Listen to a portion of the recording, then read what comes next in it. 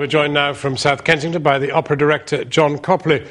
Joan Copley, you've worked with an enormous number of divas, particularly at the Royal Opera House during your time there. What set her apart? Oh, she was a very simple and very lovely person. She had no ego. She wasn't a diva, the way some of them are. We know about that. She worked incredibly hard and she always came up with the goods. She had a phenomenal voice and was just one of the nicest people you could work with. Do you think it was her Australian roots that kept her sort of off the old diva front line?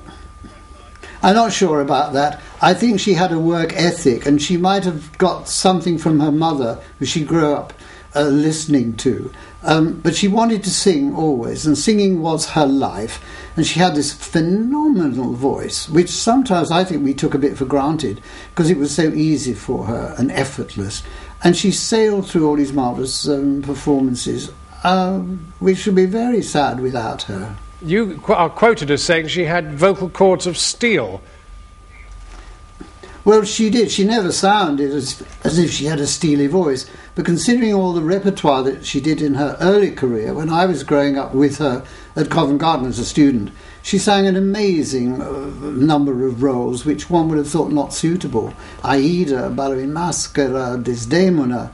And then she suddenly went into the bel canto repertoire and astounded everybody. I mean, she was gobsmacking. That first night of Lucia di Lammermoor, none of us knew what had happened to us. I mean, she was phenomenal, and she was always wonderful after that, I have to say. I was very privileged to work with her. I did quite a lot of operas, and we had a very, very good time. She was a lovely, lovely woman. Pavarotti said that she was the voice of the century. Do you think in operatic terms, as far as women were concerned, she was?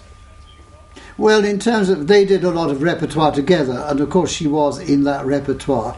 But there was, of course, Birgit Nilsson, who was doing the Wagner repertoire. She was equally wonderful and equally nice as a woman. So those two, and Maria Callas, the three of them were something absolutely exceptional. And to have worked with all three of them, I can't tell you how privileged and thrilled I was. Well, Joan Copley, thank you very much indeed for talking about Joan Sutherland, who had died today at the age of 83.